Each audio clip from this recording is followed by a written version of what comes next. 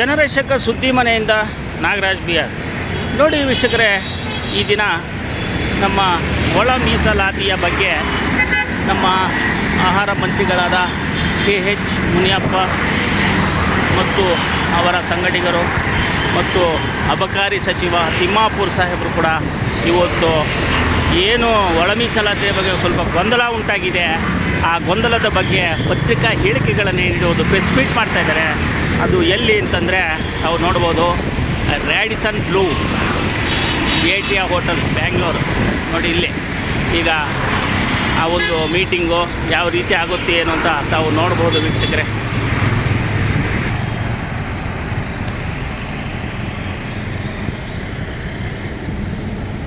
ಇನ್ನು ದಲಿತ ನಾಯಕರು, ದಲಿತ MLAಗಳು, ಆಂಜನೇಯ ಅವರಾಗಿರ್ಬೋದು, ನಮ್ಮ MP ಚಂದ್ರಪ್ಪ ಅವರಾಗಿರ್ಬೋದು, ಇನ್ನು ಸುಮಾರು ಜನ ಇದರಲ್ಲಿ ಭಾಗಿಯಾಗ್ತಾಯಿದ್ದಾರೆ. ತಾವು ನೋಡ್ಬೋದು ವೀಕ್ಷಕರೇ. ಮಾತನಾಡತಕ್ಕಂಥ ಪ್ರಮುಖ ನಾಯಕರು ಅಂದರೆ ನಮ್ಮ ಮಾದಿಗ ಸಮುದಾಯದ ಹಿರಿಯ ನಾಯಕರು, ಕೇಂದ್ರದಲ್ಲಿ ರಾಜ್ಯದಲ್ಲಿ ಮಂತ್ರಿಯಾಗಿ ನಮ್ಮ ಸಮುದಾಯಕ್ಕೆ ನ್ಯಾಯ ಕೊಡಿಸುವ ರೀತಿಯಲ್ಲಿ ಭಾಳ ಪ್ರಾಮಾಣಿಕವಾಗಿ ಶ್ರಮಿಸುತ್ತಿರುವ ಶ್ರೀಮತಿ KH ಮುನಿಯಪ್ಪನವರಿದ್ದಾರೆ. ಮತ್ತು ಮತ್ತೊಬ್ಬ ಅಬಕಾರಿ ಇಲಾಖೆಯ ಮಂತ್ರಿಗಳಾದಂಥ RB ತಿಮ್ಮಾಪುರ ಬರ್ತಾ ಇದ್ದಾರೆ. ಮತ್ತು ನಮ್ಮ ಸಾಹಿತಿಗಳು, ಹೋರಾಟಗಾರರು, ಮಾಜಿ ಸಂಸದರಾದಂಥ ಡಾಕ್ಟರ್ ಎಲ್ಲ ಹನುಮಂತಯ್ಯನವರಿದ್ದಾರೆ, ಮಾಜಿ ಸಂಸದರಾದಂಥ ಶ್ರೀಮಂತ ಚಂದ್ರಪ್ಪನವರಿದ್ದಾರೆ, ಶಾಸಕರಾದಂಥ KS ಬಸವಂತಪ್ಪನವರಿದ್ದಾರೆ, ಮಾಜಿ ಶಾಸಕರು ಭಾಳ ಹಿರಿಯರು, ಮಧುಗಿರಿಯಿಂದ 78ರಲ್ಲಿ MLA 78ರಲ್ಲಿ ನಮ್ಮ ಸಮುದಾಯದ ನಾಯಕರು ಗಂಗನಮಯ್ಯನವರಿದ್ದಾರೆ, ಧರ್ಮಸೇನರವರು ರಾಜ್ಯ ಕಾಂಗ್ರೆಸ್ಸಿನ SC ಘಟಕದ ಅಧ್ಯಕ್ಷರು, ಮಾಜಿ ವಿಧಾನ ಪರಿಷತ್ತಿನ ಸದಸ್ಯರು ಅವರಿದ್ದಾರೆ. ಆದಿಜಾಂಬವ ಅಭಿವೃದ್ಧಿ ನಿಗಮದ ಅಧ್ಯಕ್ಷರಾದಂಥ ಶ್ರೀಮಾನ್ GS ಮಂಜುನಾಥ್ರವರಿದ್ದಾರೆ. ತುಮಕೂರು ಜಿಲ್ಲಾ ಪಂಚಾಯಿತಿಯ ಮಾಜಿ ಅಧ್ಯಕ್ಷರು, ಅಲ್ಲಿ ನಮ್ಮ ಸಮುದಾಯದ ಮಹಾಸಭಾದ ಅಧ್ಯಕ್ಷರಾದಂಥ ಉಜ್ಜಯಿನವರಿದ್ದಾರೆ. ಮತ್ತೊಬ್ಬ ಮುಖಂಡರಾದಂಥ ವೆಂಕಟೇಶ್ವರವರಿದ್ದಾರೆ. ಹೀಗೆ ಎಲ್ಲ ನಮ್ಮ ನಾಯಕರನ್ನು ಒಳಗೊಂಡು ಇವತ್ತು ಪತ್ರಿಕಾಗೋಷ್ಠಿಯನ್ನು ಕರೆದಿರೋ ಉದ್ದೇಶ ಏನಂದರೆ, 26ನೇ ತಾರೀಕು ನಡೆದಂಥ ಸಚಿವ ಸಂಪುಟದಲ್ಲಿ ಒಳ ಮೀಸಲಾತಿ ಅನ್ವಯಿಸದೆ ಲಕ್ಷಾಂತರ ಹುದ್ದೆಗಳನ್ನು ತುಂಬುವಂಥ ತೀರ್ಮಾನವನ್ನು ತೆಗೆದುಕೊಂಡಿದೆ. ಇದು ದುರಾದೃಷ್ಟಕರ. ಮಾನ್ಯ ಮುಖ್ಯಮಂತ್ರಿಗಳಿಗೆ ಮತ್ತು ಸರ್ಕಾರದ ಗಮನವನ್ನು ನಾವು ಸೆಳೆದು ದಯಮಾಡಿ ನೀವೇ ಚುನಾವಣೆಯ ಪ್ರಣಾಳಿಕೆಯಲ್ಲಿ ಹೇಳಿದಿರಿ. ಏನು ಹೇಳಿದ್ರ? ಒಳ ಮೀಸಲಾತಿಯನ್ನು ಅಧಿಕಾರಕ್ಕೆ ನಾವು ಬಂದರೆ ತರ್ತೀವಿ ಅಂತ ಹೇಳಿದ್ರಿ. ಆಮೇಲೆ ತೀರ್ಮಾನ ಮಾಡಿದ್ರಿ. ಶಾಸನಬದ್ಧವಾಗಿ ಎರಡೂ ಸದನದಲ್ಲೂ ಕೂಡ ಮಂಡಿಸಿ ಸರ್ವಾನುಮತದಿಂದ ಬಿಲ್ ಪಾಸ್ ಆಗಿ ಗವರ್ನರ್ಗೆ ಹೋಗಿ ಈ ಗವರ್ನರ್ನಿಂದ ಅಂಕಿತವಾಗಿ ಬಂದಿದೆ. ಶಾಸನಬದ್ಧವಾಗಿ ಈಗ ರಾಜ್ಯದಲ್ಲಿ ಒಳ ಮೀಸಲಾತಿ ಅನುಷ್ಠಾನದಲ್ಲಿದೆ. ಇಷ್ಟೆಲ್ಲ ನೀವೇ ಮಾಡಿದ್ದು ಮುಖ್ಯಮಂತ್ರಿಗಳು, ನಮ್ಮ ಸರ್ಕಾರ.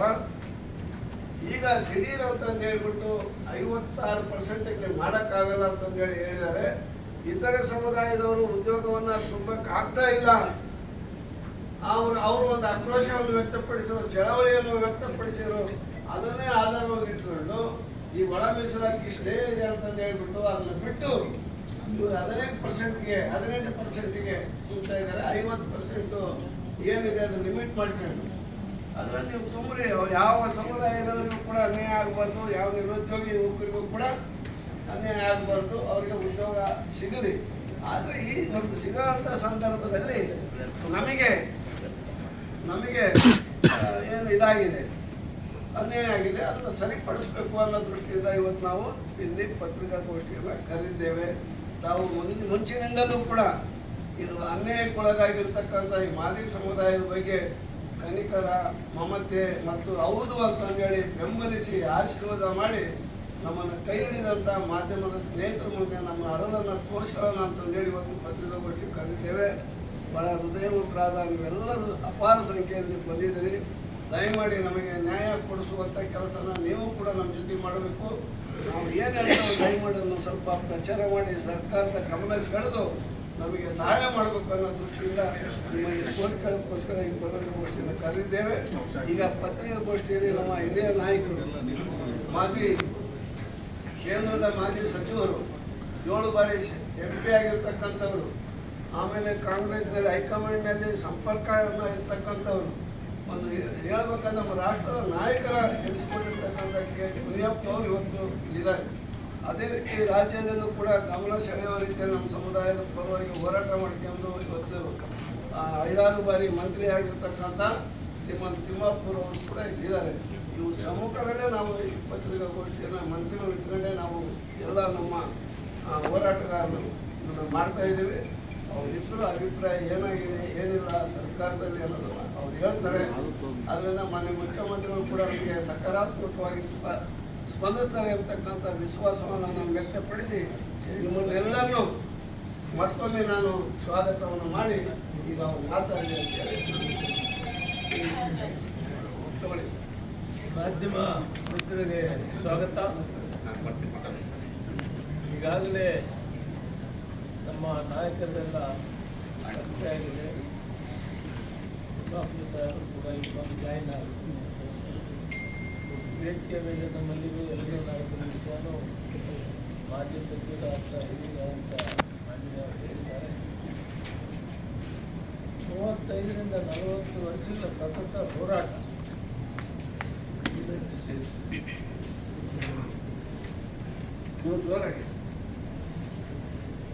ಸತತ ಹೋರಾಟದ ಫಲ ಸರ್ವೋಚ್ಚ ನ್ಯಾಯಾಲಯದ ತೀರ್ಮಾನ. ಮೊಟ್ಟ ಮೊದಲು ನಾವು ಸರ್ವೋಚ್ಚ ನ್ಯಾಯಾಲಯ ತೀರ್ಮಾನ ಮಾಡಿದ್ದೇವೆ. ಧನ್ಯವಾದ. ರಾಜಕೀಯವಾಗಿ ಎಲ್ಲ ಪಕ್ಷದವರು ಕೂಡ ಒಂದಲ್ಲ ಒಂದು ರೀತಿಯಲ್ಲಿ ಪ್ರಯತ್ನ ಮಾಡಿದರು. ಆದರೆ ಸರ್ವೋಚ್ಚ ನ್ಯಾಯಾಲಯ ಆದಮೇಲೆ ಆಂಧ್ರ, ತೆಲಂಗಾಣ, ಕರ್ನಾಟಕ, ಹರಿಯಾಣ ಈ ರಾಜ್ಯಗಳು ಇದನ್ನು ಕೈಗೆತ್ತಿಕೊಂಡು ಮೊಟ್ಟ ಮೊದಲು ತೆಲಂಗಾಣ ಆಗ ಅಸೆಂಬ್ಲಿ ನಡೀತಾಗ ಅಲ್ಲೇ ಸನ್ಮಾನ ರೇವಂತ್ ರೆಡ್ಡಿ ಅವರು ಡಿಕ್ಲೇರ್ ಮಾಡಿದ್ರು, ಈಗ ಅವಶ್ಯಕತೆ ಇದೆ, ನಮಗೆ ಸುಪ್ರೀಂ ಕೋರ್ಟ್ ಆದೇಶವನ್ನು ಪಾಲಿಸಿ ನಾವಿದನ್ನು ನಿರ್ವಹಿಸಲಾಗಿ ಮಾಡ್ತೀವಿ. ಅದೇ ರೀತಿ ಹಿಂದೆ ಅವಿಭಾಜ್ಯ ಆಂಧ್ರ ಪ್ರದೇಶದಲ್ಲಿ ಚಂದ್ರಬಾಬು ನಾಯ್ಡು ಮುಖ್ಯಮಂತ್ರಿ ಆಗಿದ್ದಂಥ ಕಾಲದಲ್ಲಿ 20 ವರ್ಷಗಳಿಂದ ನಮಗೆ ಆ ಆಂಧ್ರ ಪ್ರದೇಶದಲ್ಲಿ ಸಿಕ್ಕಿತ್ತು. ಕೋರ್ಟಲ್ಲಿ ಅದು ನಿಂತಿರ್ಬೋದು. ಈಗ ಅವರೇ ಆಂಧ್ರ ಪ್ರದೇಶದ ಮುಖ್ಯಮಂತ್ರಿ ಇರೋದ್ರಿಂದ ಅದನ್ನು ಅವರು ಜಾರಿ ಮಾಡಿದ್ದಾರೆ. ಹರಿಯಾಣದಲ್ಲಿ ತೀರ್ಮಾನ ಆಗಿದೆ, ಇದು ಇಂಪ್ಲಿಮೆಂಟ್ ಆಗಿರೋ ವಿಷಯ ನಮಗೆ ಗೊತ್ತಿಲ್ಲ. ಕರ್ನಾಟಕದಲ್ಲಿ ಆಗಸ್ಟ್ 1, 2024ರಲ್ಲಿ 24ರಲ್ಲಿ ವಿಷಯ ಸರ್ವೋಚ್ಚ ನ್ಯಾಯಾಲಯ ಜಡ್ಜ್ಮೆಂಟ್ ಕೊಟ್ಟರೆ ಆ ದಿನ ತಕ್ಷಣ ನಾವು ನಡೆಸಿ ನಾನು ಮತ್ತು ತಿಮ್ಮಾಪುರ ಅವರು ನಮ್ಮ ನಾಯಕರೆಲ್ಲ ಹೋಗಿ ಮಾನ್ಯ ಮುಖ್ಯಮಂತ್ರಿ ಸಿದ್ದರಾಮಯ್ಯನವರನ್ನು ಭೇಟಿಯಾದ್ವಿ. ಸರ್ವೋಚ್ಚ ನ್ಯಾಯಾಲಯ ತೀರ್ಮಾನ ಕೊಟ್ಟಿದೆ, ಒಳ್ಳೆಯದಾಯಿತು, ನಾವೆಲ್ಲ ಸೇರಿ ಕಾನೂನು ಸಲಹೆಯನ್ನು ಪಡೆದು ಇದನ್ನು ಮಾಡ್ತೀವಿ ಅಂತ. ಅದೇ ದಿನ ಪ್ರದೇಶ ಕಾಂಗ್ರೆಸ್ ಸಮಿತಿ ಅಧ್ಯಕ್ಷರು ಉಪಮುಖ್ಯಮಂತ್ರಿಗಳು ಕೂಡ ಸಿಕ್ಕಿದ್ರು. ಅವರು ಕೂಡ ಇಲ್ಲ, ಇದು ತಡ ಆಗಿದೆ ಮಾಡೋದು ಅಂತ ಹೇಳಿ ನಾಗಮೋಹನ್ ದಾಸ್ ಕಮಿಟಿ ಮಾಡೋದು ಸ್ವಲ್ಪ ತಡ ಆಯಿತು, ಅವ್ರ ರಿಪೋರ್ಟ್ ಕೊಡೋದು ಸ್ವಲ್ಪ ತಡ ಆಯಿತು. ಎಲ್ಲ ಮುಗಿಸ್ಕೊಂಡು ಆ ರಿಪೋರ್ಟ್ ಬಂದ ಮೇಲೆ ನಾವು ಸ್ವಲ್ಪ ಮಟ್ಟಿಗೆ ಕನ್ಸೆನ್ಸಸ್ SC ST ವಿಭಾಗದ ನಾಯಕರು ವಿಶೇಷವಾಗಿ ಡಾಕ್ಟರ್ ಪರಮೇಶ್ವರ್ ನೇತೃತ್ವದಲ್ಲಿ ಮಾದೇವಪ್ಪನವರು, ನಾನು, ತಿಮ್ಮಾಪುರ ಅವರು, ಯುವರಾಜ್ ಜಂಗಿಯವರು, ಪ್ರಿಯಾಂಕ ಖರ್ಗೆಯವರು ನಾವೆಲ್ಲ ಸೇರಿದ್ವಿ. ನಮಗೆ ಇದರ ಬಗ್ಗೆ ಸ್ಟಡಿ ಮಾಡಿ ನರೇಂದ್ರ ಸ್ವಾಮಿ ಮತ್ತು ದಾಸ್ ಅವರು ಈ ರೀತಿ ಮಾಡಿದ್ರೆ ಎಲ್ಲ ಸರಿ ಹೋಗ್ತದೆ ಅಂತ ಸಲಹೆ ಮಳವಳ್ಳಿ ಶಾಸಕ. ಅದರಂತೆ ಒಂದು ಕನ್ಸೆನ್ಸಸ್ ಬಂದಿದೆ. ನಾಗಮೋಹನ್ ದಾಸ್ ಅವರು 6, 5, 4, 1 ಮಾಡಿ 17 ಮಾಡಿದರು. 17ಅನ್ನು ನಾವು 6, 6, 4, 1 ಮಾಡುವ ಮುಖಾಂತರ ಹಂಚಿಕೊಂಡು ಸಮಾಧಾನ ಮಾಡಿಕೊಡ್ತಾರೆ.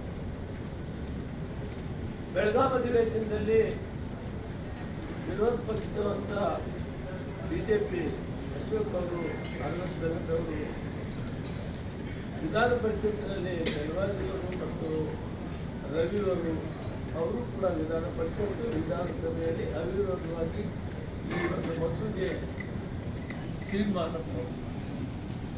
ಆ ಬಿಲ್ ಪಾಸ್ ಆದಮೇಲೆ ಗವರ್ನರ್ಗೆ ಹೋದಾಗ ಸ್ವಲ್ಪ ಕ್ಲಾರಿಫಿಕೇಶನ್ ಕೇಳಿದರು. ಆ ಕ್ಲಾರಿಫಿಕೇಶನ್ ಕೊಟ್ಟ ಮೇಲೆ ಮೊನ್ನೆ 25ನೇ ತಾರೀಕು ಅವರು ಕೂಡ ಅಂಕಿತವನ್ನು ಮಾಡಿ ಸರ್ಕಾರಕ್ಕೆ ಇದರ ಮಧ್ಯದಲ್ಲಿ 26ನೇ ತಾರೀಕು ಬೆಳಗ್ಗೆ ಮೀಟಿಂಗಲ್ಲಿ ಒಂದು ನಮಗೆ ಗಂಭೀರವಾದಂಥ ವಿಷಯ ವರ್ತಮಾನ ಬಂತು.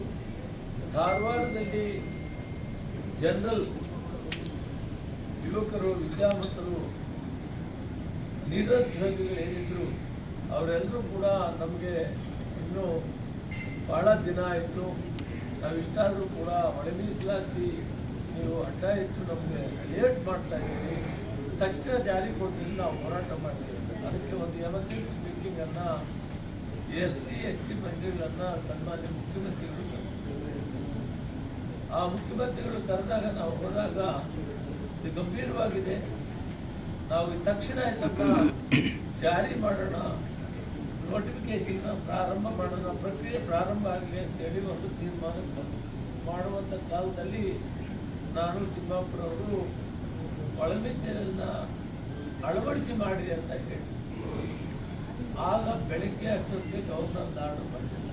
ಸಾಯಂಕಾಲ ಬರುವಂಥ ಕ್ಯಾಬಿನೆಟ್ ಮೀಟಿಂಗಲ್ಲಿ ಈಗ ಗವರ್ನರ್ದು ಇದಾಗಿದೆ, ಈಗ ಏನಿದ್ರು ಕೂಡ ಅದನ್ನು ಜಾರಿ ಮಾಡಬೇಕಾಗ್ತದೆ. ಅವಾಗ ಏನು ಪ್ರಾಬ್ಲಮ್ ಆಯಿತು, ಕೋರ್ಟ್ನವರು 17% ಮಾಡೋಕ್ಕೆ ಅವಕಾಶ ಇಲ್ಲ, ನಿಮಗೆ 42 ಇಲಾಖೆಗಳು ಮಾಡಿ ಬಿಟ್ಟು ಮಿಕ್ಕಿಂಗ್ ಮಾಡಬೇಕಾದ್ರೆ ನೀವು 50 ಒಳಗಡೆ ಇರಬೇಕು ಅಂದಾಗ SC 15 ST 3 ಕೇಳಿಬೇಕಾಯಿತು. ಅದನ್ನು ನಾವು ಸರ್ವಸಮ್ಮತಿಯಿಂದ ಒಪ್ಪಿಕೊಂಡು ಕ್ಯಾಬಿನೆಟ್ನಲ್ಲಿ ತೀರ್ಮಾನ ಆಯಿತು. ಆ ತೀರ್ಮಾನದಂತೆ ಮಾಡುವಾಗ ಇಂಟರ್ನಲ್ ರಿಸರ್ವೇಷನನ್ನು ನೀವು ಅದನ್ನು ಜೊತೆಗೂಡಿಸ್ಬೇಕು ಅಂತೇಳಿ ಹೇಳಿ ಆಗ ಅಲ್ಲಿ ಏನು ಬಂತು ಅಂದರೆ SC ವಿಷಯದಲ್ಲಿ ಅಲಿಮಾರಿ ಸಮುದಾಯದವರು ವೋಟ್ ಕೊಟ್ಟು ವೋಟಲ್ಲಿ ಒಂದು ಆರ್ಡ್ರ್ ಇತ್ತು. ಏನಂತಂದರೆ ನೀವು ಪ್ರಕ್ರಿಯೆಯನ್ನು ಶುರು ಮಾಡಿ ನೌಕರಿ ಬಗ್ಗೆ, ಆದರೆ ಪೂರ್ತಿ ಮಾಡುವಾಗ ನಾವು ತೀರ್ಮಾನ ಅಷ್ಟರೊಳಗಡೆ ಕೊಡ್ತೀವಿ ಅಷ್ಟೇ ಇದೆ. ಅದಕ್ಕೆ ಸಬ್ಜೆಕ್ಟ್ ಏನು ಬಂತು, ಒಂದು ವೇಳೆ ಇದು ಪ್ರಕ್ರಿಯೆ ಮಾಡಿ ಅಂತ ಹೇಳಿದ್ರು ಕೂಡ ನಾಳೆ ನಾವು ಜನರಲ್ ಮಾಡಿದಾಗ ಇದೇನಾದರೂ ಟೋಟಲ್ ಸ್ಟೇ ಆದರೆ ಜನರಲ್ ಅವ್ರಿಗೆ ತೊಂದರೆ ಆಗ್ತದೆ ಅಂತ ಗೊಂದಲ ಆಯಿತು. ನಾನು ಹೇಳಿದೆ ಮತ್ತು ತಿಮ್ಮಾಪುರವರು ಹೇಳಿದ್ರಿ, ಗೊಂದಲ ಆಗಬಾರ್ದು, ಇಷ್ಟು ದಿನ ಅವರು ಕಾದಿದ್ದಾರೆ, 82 ಜನರಲ್ 3 ST ಅವ್ರು ಯಾವತ್ತೂ ಬಂದಲ್ಲ 85 ಮಾಡ್ಬೋದು, ಈ 15%ಗೆ ಇಂಟರ್ನಲ್ ರಿಸರ್ವೇಷನ್ ಅಳವಡಿಸಿದೆ ಅಂತ ಹೇಳಿ ಕೋರ್ಟ್ ಇದೆ ಅಂತೇಳಿ ಸ್ವಲ್ಪ ಗೊಂದಲ ಆಯಿತು. ನಾವು ಒಪ್ಪಲಿಲ್ಲ. ನಾವು ಅವತ್ತು ಇದನ್ನು subject to the court decision, ಇದನ್ನು ಎನಾಕ್ಟ್ ಮಾಡ್ಕೊಳ್ಳಿ ಇಂಟರ್ನಲ್ ರಿಸರ್ವೇಷನ್ ಅಂತ ಹೇಳಿ, ಅದು ಕಾರಣಾಂತರಗಳಿಂದ ಆಗದೆ ಹೋಗಿ ಅದಾದ ಮೇಲೆ ಮತ್ತೆ ನಾವು ಪ್ರದೇಶ ಕಾಂಗ್ರೆಸ್ ಸಮಿತಿ ಅಧ್ಯಕ್ಷರನ್ನು ಒಟ್ಟಾರೆ ನೋಡ್ತೀವಿ. ಇಲ್ಲ, ಇದು ಇಷ್ಟೆಲ್ಲ ಮಾಡಿ ಸದನಗಳಲ್ಲಿ ಒಪ್ಪಿಗೆ ಆಗಿದೆ, ಗವರ್ನರು ಅವರು ಸಂತೃಪ್ತವಾಗಿ ಕಳಿಸಿಕೊಟ್ಟಿದ್ದಾರೆ, ನಾವು ಮಾಡಬೇಕಾಗ್ತದೆ, ನಾನು ಮುಖ್ಯಮಂತ್ರಿಗಳ ಜೊತೆಯಲ್ಲಿ ಮಾತಾಡ್ತೀನಿ ಅಂತ ಮಾತಾಡ್ತೀನಿ. ಅದಾದಮೇಲೆ ಬೆಳಿಗ್ಗೆ ಮಾನ್ಯ ಮುಖ್ಯಮಂತ್ರಿಗಳು ಕಂಡಾಗ ಅವರು ಕೂಡ ಕ್ಯಾಬಿನೆಟ್ ತರೋಣ ಬಂದೆ, ಮೊನ್ನೆ ಮಾಡಬೇಕಾದ್ರೆ ಜನರಲ್ಗೆ ಏನಾದರೂ ಸ್ಟೇ ಬರ್ತದೆ ಅನ್ನೋ ಯೋಚನೆಯಲ್ಲಿ ಈ ತೀರ್ಮಾನ ಆಗಿದೆ. ಕ್ಯಾಬಿನೆಟ್ ತಂದು ಇದನ್ನು ಯಾವ ರೀತಿ ಮಾಡಿದ್ರೆ ಸರಿ ಹೋಗ್ತಾ ಇದೆ ಅನ್ನೋದನ್ನು ಚರ್ಚೆ ಮಾಡೋಣ ಅನ್ನೋದೊಂದು ಬೆಳಗ್ಗೆ ಒಂದು ತೀರ್ಮಾನ ಆಯಿತು. 5ನೇ ತಾರೀಕು ಕ್ಯಾಬಿನೆಟ್ಗೆ ತರುವಂಥ ಸೂಚನೆಯನ್ನು ಮಾನ್ಯ ಮುಖ್ಯಮಂತ್ರಿಗಳು ಕೊಟ್ಟಿದ್ದಾರೆ ಮತ್ತು ಕ್ಯಾಬಿನೆಟ್ ಇರುವಂತಿದೆ, ನಮಗೆಲ್ಲ ಮಂತ್ರಿಗಳಿಗೆ ಮೆಸೇಜ್ ಕೊಟ್ಟಿದ್ದಾರೆ. ಮಾನ್ಯ ಮುಖ್ಯಮಂತ್ರಿಗಳು ಇದನ್ನು ಮಾಡುವಂಥ ಕಾಲದಲ್ಲಿ ಬಹಳ ದಿಟ್ಟವಾಗಿ ನಿಂತು ಒಬ್ಬ ಶೋಷಿತ ವರ್ಗಗಳನ್ನ, ಹಿಂದುಳಿದ ವರ್ಗ ನಾಯಕರಂತ ಗುರುತಿಸಿಕೊಂಡು ದಕ್ಷಿಣ ಭಾರತದಲ್ಲೇ ಒಂದು ಕಮಿಟ್ಮೆಂಟ್ ನಾಯಕರಾಗಿ ಗುರುತಿಸಿಕೊಂಡು ಇದನ್ನು ಅವರೇ ನಿಂತು ನಾವು ಸಮಾಜದಲ್ಲಿ ಸಮಾನತೆಯನ್ನು ಕೊಂಡುಕೊಂಡು ಬಸವಣ್ಣವರ ಚಿಂತನೆಯನ್ನು ನಾವು ಜಾರಿ ಮಾಡಬೇಕು, ಆದ್ದರಿಂದ ಇದನ್ನು ಮಾಡಲೇಬೇಕಾಗ್ತದೆ ಅನ್ನೋದನ್ನು ಅವರೇ ಪ್ರಪೋಸ್ ಮಾಡಿ ಇದನ್ನೆಲ್ಲರನ್ನು ಒಪ್ಪಿಸಿ ಮಾಡಿದ್ರು. ನಾವು ಕೂಡ ಸಮ್ಮತಿಯಿಂದ SC ಕೂಡ ಒಪ್ಪಿಕೊಂಡಿದ್ದನ್ನು ಮಾಡ್ತೀವಿ. ನಿನ್ನೆ ಆದಂಥ ಈ ಹನುಮಾನದಾಶ್ರಮದಲ್ಲಾದ ತೀರ್ಮಾನದಲ್ಲಿ ಕಂಪ್ಲೀಟ್ 1995 2022 ನೋಟಿಫಿಕೇಶನ್ಸ್ ಏನಿತ್ತು ನೌಕರಿ ಬಗ್ಗೆ, ಅದರಲ್ಲಿ ಇಂಟರ್ನಲ್ ರಿಸರ್ವೇಷನ್ ಬರಲ್ಲ, ಬಲ್ಕ್ 15 ಇತ್ತು, 17 ಇರಲಿಲ್ಲ. 17 ಬಂದಿದ್ದು ಇತ್ತೀಚೆಗೆ ನಮ್ಮ ಮಧುಸ್ವಾಮಿ ಅವರು ರಿಪೋರ್ಟ್ ಬಂದ ಮೇಲೆ ಜನತಾ ದಳ ಮತ್ತು BJP ಸರ್ಕಾರದಿಂದ ಏನಾಯಿತು, ಅವರು ಜಾಸ್ತಿ ಮಾಡಿದ್ರು. ಅವರು ಜಾಸ್ತಿ ಮಾಡಿದವರು ಅದನ್ನು ಪಾರ್ಲಿಮೆಂಟ್ ತಗೊಂಡು ಹೋಗ್ಬೇಕಾಯಿತು, ಅಥವಾ 9th ಶೆಡ್ಯೂಲ್ ಸೇರಿಸುವಂಥ ಕೆಲಸ ಮಾಡಿದರೆ ಈ ಗೊಂದಲನೇ ಇದೆ. ಅವರು ಮಾಡಿಬಿಟ್ಟು ಮತ್ತೆ ಬಿಟ್ಟು ಈ ತೊಂದರೆಯಿಂದ ಮತ್ತೆ ನಾವು ಕೂಡ ವಾಪಸ್ ಬರಬೇಕು, ಅನಿವಾರ್ಯವಾಗಿ ವಾಪಸ್ ಬರಬೇಕು. ಅಂದರೆ ಇದು ಇಂಪ್ಲಿಮೆಂಟ್ ಆಗದೆ ನಿಂತು ಹೋಗ್ತದೆ, ಉದ್ದೇಶ ಏನು ಸಫಲವಾಗೋದಿಲ್ಲ. ಇದಾದಮೇಲೆ ಮಾನ್ಯ ಮುಖ್ಯಮಂತ್ರಿಗಳು ಕೂಡ ನಿರ್ಣಯ ತಗೊಂಡು ಸಂಪೂರ್ಣವಾಗಿ ಅಧ್ಯಕ್ಷರು ನಮ್ಮ ಯುನಾನಿಮಸ್ ಆಗಿ ಈ ಬಿಲ್ಗಳು ಪಾಸ್ ಆಗಬೇಕಾದ್ರೆ ಕ್ಯಾಬಿನೆಟ್ನ ಎಲ್ಲ ಸಚಿವರು ಕೂಡ ಸಂಪೂರ್ಣವಾಗಿ ನಮ್ಮ ಸಹಕಾರ. ಇದು ಸ್ವಲ್ಪ ಗೊಂದಲ ಈ ದಿನ ಆಗಿದೆ. ವಿರೋಧ ಪಕ್ಷದವರು, ಜನತಾದಳದವರು, BJPಯವರು, ಇಂಡಿಪೆಂಡೆಂಟ್ ಎಲ್ಲರೂ ಕೂಡ ಇಲ್ಲ, ಈ ಸಮುದಾಯಗಳಿಗೆ ಶೋಷಿತ ವರ್ಗಗಳಾಗಿದ್ದಾರೆ, ಮೋಸ್ಟ್ ಬ್ಯಾಕ್ವರ್ಡ್ ಇದ್ದಾರೆ, ಇವರಿಗೆ ನ್ಯಾಯ ಕೊಡೋದ್ರಲ್ಲಿ ನಮ್ಮದು ಸಮ್ಮತಿ ಇದೆ ಅನ್ನೋ ಮಾತನ್ನು ಹೇಳಿದ್ರು. ವಿಶೇಷವಾಗಿ ಅವರು ಕೂಡ ನಾವು ಬೇಕಾಗ್ತದೆ. ಸಮಾಜದ ವತಿ ಸರ್ಕಾರ ದಿಟ್ಟವಾಗಿ ನಿಂತು ಮಾನ್ಯ ಮುಖ್ಯಮಂತ್ರಿಗಳ ನೇತೃತ್ವದಲ್ಲಿ, ಉಪಮುಖ್ಯಮಂತ್ರಿ ನೇತೃತ್ವದಲ್ಲಿ ನಮಗೆ ಇದನ್ನು ಮಾಡಿದರು. ನಿನ್ನೆ ಆಗಿರೋದ್ರಿಂದ ಸ್ವಲ್ಪ ಆಘಾತ ಆಗಿದೆ. ಇಡೀ ದೇಶದಲ್ಲಿ ಸಮುದಾಯ ದಿಗ್ಭ್ರಮೆಯಾಗಿದೆ. ಮತ್ತು ಇದರಲ್ಲಿ ಏನಿದು ಈ ರೀತಿ ಆಯ್ತಲ್ಲ, 35 ವರ್ಷದ ಹೋರಾಟಕ್ಕೆ ಸರ್ಕಾರ ತೀರ್ಮಾನ ತೆಗೆದುಕೊಂಡಂಥ ತೀರ್ಮಾನವನ್ನು ರಿವರ್ಸ್ ಮಾಡುವಂಥ ತೀರ್ಮಾನ ಆಯ್ತಲ್ಲ, ನಮಗಲ್ಲಿ ಇರೋರಿಗೆ ಗೊತ್ತಾಗ್ತದೆ.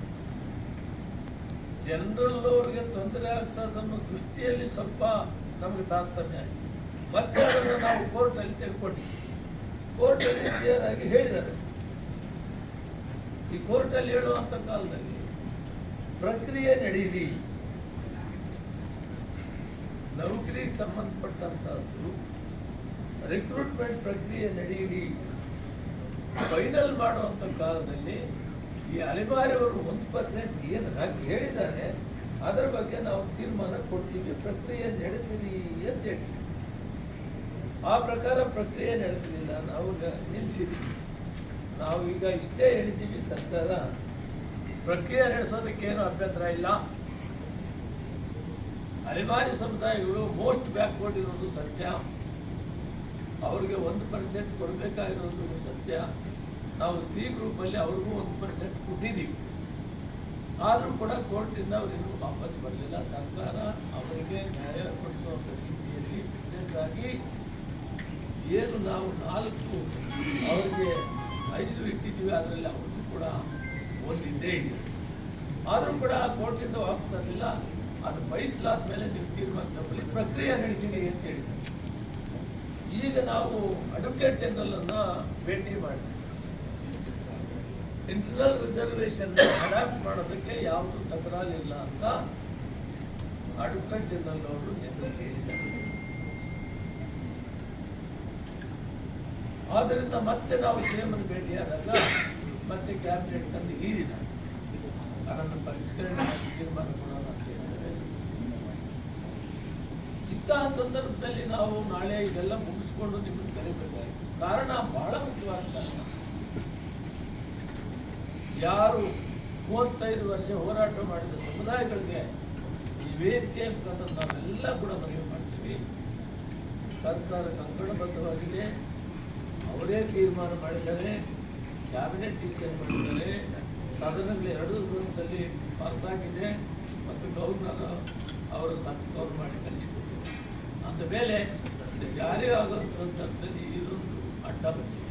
ಇದನ್ನು ಪರಿಷ್ಕರಣೆ ಮಾಡಿ ಮುಂದೆ ಇದನ್ನು ಮಾಡ್ತೀವಿ ಅನ್ನೋ ಮಾತನ್ನು ಸರ್ಕಾರದ ವತಿಯಿಂದ ನಾವು ಹೇಳ್ತಾ, ಮತ್ತು ಮುಖ್ಯಮಂತ್ರಿಗಳು ಕೂಡ ಬೆಳಗ್ಗೆ ನಮಗೆಲ್ಲರಿಗೂ ಹೋಗಿದ್ದೀವಿ. ನಾವು ಬೆಳಗ್ಗೆ ನೆಕ್ಸ್ಟ್ ಕ್ಯಾಬಿನೆಟ್ ಬಂದು ನಾವೆಲ್ಲರಿಗೂ ಮಾತಾಡಿ ಎಲ್ಲ ತೀರ್ಮಾನ ಮಾಡೋಣ ಅಂತ ಹೇಳಿದರೆ, ಅದಕ್ಕೆ ಹೋರಾಟಗಾರರು ದಲಿತ ಸಂಘರ್ಷ ಸಮಿತಿಯಾಗಲಿ, ಮಾನವ ಆಗಲಿ, ಮಹಾಸಭಾ ಆಗಲಿ ಎಲ್ಲ ಸಂಘ ಸಂಸ್ಥೆಗಳು ಕೂಡ ನಾವು ಈ ವೇದಿಕೆಯ ಮುಖಾಂತರ ತಮ್ಮ ಮುಖಾಂತರ ಅವರಿಗೆ ಮನವಿಯನ್ನು ಮಾಡ್ತೀವಿ. ಯಾವುದೇ ಕಾರಣಕ್ಕೆ ಗೊಂದಲವನ್ನು ಮಾಡಬಾರ್ದು. ಹೋರಾಟ ಅವಶ್ಯಕತೆ ಇಲ್ಲ, ನಾವಿದನ್ನು ಬಗೆಹರಿಸ್ತೀವಿ ಅನ್ನೋ ಕಾನ್ಫಿಡೆನ್ಸ್ ಇದೆ. ನಾವು ಸರ್ಕಾರದ ವತಿಯಿಂದ ಅವರಿಗೆ ಮನವಿ ಮಾಡ್ತೀವಿ. ಯಾವುದೇ ಕಾರಣಕ್ಕೂ ಕೂಡ ಗೊಂದಲ ಹೋರಾಟ ಮಾಡಬೇಡಿ, ಆದಷ್ಟು ಬೇಗ ಇದನ್ನು ಫೈಸಲ್ ಮಾಡ್ತೀವಿ ಅನ್ನೋ ಮಾತನ್ನು ಹೇಳಿ, ಯಾವ ಕಾಲದಲ್ಲಿ ಕೂಡ ಎಂಥ ಕಷ್ಟ ಕಾಲದಲ್ಲಿ ನಿಮಗೆ ಬಿಟ್ಟುಕೊಡಲ್ಲ, ನಿಮ್ಮ ಜೊತೆಯಲ್ಲಿ ನಾವು ಇರ್ತೀವಿ ಅನ್ನೋ ಮಾತನ್ನು ಕೂಡ ನಾವು ಹೇಳಿದ್ದೀವಿ. ಈ ವಿಷಯವನ್ನು ನಿಮ್ಮ ಮುಖಾಂತರ ಅವರಿಗೆ ತಿಳಿಸಬೇಕು. ಈ ಗೊಂದಲವನ್ನು ಪರಿಹಾರ ಮಾಡ್ತೀವಿ. ಇದು ಸರ್ವೋಚ್ಚ ನ್ಯಾಯಾಲಯದ ತೀರ್ಮಾನದ ರಿಪೋರ್ಟ್ ಬ್ಯಾಂಕ್ ಬೋರ್ಡ್ಗೆ ಇನ್ಅಡಿಕ್ವಿಟಿ ರೆಪ್ರೆಸೆಂಟೇಷನ್ ಸೂಕ್ತವಾದಂಥ ಪ್ರಾತಿನಿಧ್ಯ ಇಲ್ಲ, ಇದನ್ನು ಸರಿತೂಗಿಸಬೇಕಾದ ಒಂದು ಸರ್ವೋಚ್ಚ ನ್ಯಾಯಾಲಯ ತೀರ್ಮಾನವನ್ನು ಮಾನ್ಯ ಮುಖ್ಯಮಂತ್ರಿಗಳು, ಸರ್ಕಾರ, ಕಾಂಗ್ರೆಸ್ ಸರ್ಕಾರ ಅಧ್ಯಕ್ಷರು ಇದನ್ನು ದಿಟ್ಟಿನಲ್ಲಿ ತೆಗೆದುಕೊಂಡಿದ್ದಾರೆ. ಸ್ವಲ್ಪ ಗೊಂದಲವನ್ನು ಸರಿ ಮಾಡಿಕೊಳ್ಳುವಂಥದ್ದು ಆಗ್ತದೆ. ಅದಕ್ಕೆ ಸರ್ಕಾರದ ಪರವಾಗಿ ನಾವು ನಮ್ಮ ಸಮುದಾಯಗಳಿಗೆ ಮನವಿ ಮಾಡ್ತೀವಿ. ಗೊಂದಲ ಬೇಡ, ಅನುಮಾನ ಬೇಡ, ನಾವು ಫೈಸಲ್ ಮಾಡಿಕೊಡ್ತೀವಿ ಹೇಳಿದ್ದೀವಿ. ಅದನ್ನು ಆದರೆ ಇದಾಗಲೇ ಬೇಡ. ಇದಕ್ಕಾಗಿ ಸತತವಾಗಿ ಹೋರಾಟ ನಡೆದಿದೆ, ಬಹಳಷ್ಟು ಹೋರಾಟ ನಡೆದಿದೆ. ಇವತ್ತು ನಾನು ಇಂಥ ಸಮುದಾಯಗಳು ಅಂತ ಹೇಳೋದಕ್ಕಿಂತ ನಮ್ಮ ಸಹೋದರರೆಲ್ಲರೂ ಕೂಡ ಅವ್ರು 100 ಇದ್ದರೆ ನಾವು 50 ಇದ್ದೀವಿ. ನೌಕರಿಯಲ್ಲಿ ಆಗಲಿ, ಕೆಲಸದಲ್ಲಿ ಆಗಲಿ, ಆರ್ಥಿಕ ಪರಿಸ್ಥಿತಿಯಲ್ಲಾಗಲಿ ಅರ್ಧಕ್ಕರ್ಧ ಕಡಿಮೆ ಇದ್ದೀವಿ. ನಾನು ಅಂಚೆಗಳನ್ನು ಒದಗಿಸ್ಬೋದಾಗಿತ್ತು, ಅದು ಅವಶ್ಯಕತೆ ಇಲ್ಲ. ಯಾಕಂದರೆ ಸರ್ಕಾರ ಕನ್ನಡ ಮತ್ತು ಅದನ್ನು ಮಾಡ್ತಾ ಇಲ್ಲ. ಬಹಳಷ್ಟು ಬ್ಯಾಕ್ವರ್ಡ್ ಆಗಿದೆ. ಇದನ್ನು ನಾವು ಕಾಪಾಡುವುದೇ ನಮ್ಮ ಕರ್ತವ್ಯ ಆಗಿದೆ. ಆ ಸಮಾಜದ ಚುನಾಯಿತ ಪ್ರತಿನಿಧಿಗಳಾಗಿದ್ದೀವಿ ನಾವು. ನಮ್ಮದು ಕರ್ತವ್ಯ ಇದೆ, ನಾವು ಮಾಡಲೇ ಮಾಡ್ತೀವಿ ಅನ್ನೋ ಮಾತನ್ನು ನಿಮ್ಮ ಮುಖಾಂತರ ಸಮುದಾಯಕ್ಕೆ ತಿಳಿಸ್ಕೊಡ್ತಾ ಇದ್ದೀವಿ. ಮತ್ತು ಸರ್ಕಾರ ಬದ್ಧವಾಗಿದೆ. ಇಷ್ಟನ್ನು ನಮ್ಮಲ್ಲಿ ಹೇಳ್ತೀವಿ. ನಿಮ್ಮ ಅವರು ಕೆಲವು ವಿಶೇಷ ಆಮೇಲೆ ನೀವು ಕ್ವಶನ್ಸ್ ಕೇಳ್ಬೋದು, ಅವ್ರು ಮಾತಾಡಿ. ಹೋರಾಟ ನಡೆದು 30-35 ವರ್ಷದ ನಂತರ ಕಾಂಗ್ರೆಸ್ ಸರ್ಕಾರ, ಕಾಂಗ್ರೆಸ್ ಪಕ್ಷ ಪ್ರಣಾಳಿಕೆಯಲ್ಲಿ ನಾವು ಒಳ ಮೀಸಲಾತಿ ಕೊಡ್ತೀವಿ ಅಂತ ಹೇಳಿ ಚುನಾವಣೆ, ಆ ಪ್ರಕಾರ ಕ್ಯಾಬಿನೆಟ್ನಲ್ಲಿ ಡಿಸಿಷನ್ ತೆಗೆದುಕೊಂಡು ಇಮಿಡಿಯೇಟ್ ಮಾಡಲಿಕ್ಕೆ ಪ್ರಕ್ರಿಯೆ ಪ್ರಾರಂಭ ಮಾಡಿದ್ವಿ. ನಾವು ಹಾಗೂ ನಮ್ಮ ನಾಯಕರಾದಂಥ ಕೆ ಎಚ್ ಮುನಿಯಪ್ಪರು ಜೊತೆಗೂಡಿಸ್ಕೊಂಡು ಇಲ್ಲ, ನಮ್ಮ ಕಾನೂನೇ ಆಗಬೇಕು ಅಂತಕ್ಕಂಥ ಒತ್ತಾಯ ಬಂದಾಗ ಅದನ್ನು ಅಸೆಂಬ್ಲಿ ತಿಳ್ಕೊಂಡು ಬಂದಿದೆ. ಯುನಾನಿಮಸ್ ಆಗಿ ಅಸೆಂಬ್ಲಿಯಲ್ಲಿ ಪಾಸ್ ಆಗಿದೆ. ತದನಂತರ 17ರಲ್ಲಿ 18 ಇದ್ದಿದ್ದು, 15 8 ಇದ್ದದನ್ನು 4 ಇಷ್ಟಿಯವರಿಗೆ 2 ನನಗೆ ಇಷ್ಟು ಮಾಡತಕ್ಕಂಥ ನಾಗಮೋಹನ್ ದಾಸ್ ಅವರು ಆಯೋಗ ಆದ ನಂತರ ಅದು ಅಲ್ಲಿಂದ ಇಲ್ಲಿವರೆಗೆ, ಅಂದರೆ ನಾಗಮೋಹನ್ ದಾಸ್ ಕಮಿಟಿ ಬಂದು ಪ್ರಾರಂಭ ಆಗುವವರೆಗೆ 17ರವರೆಗೆ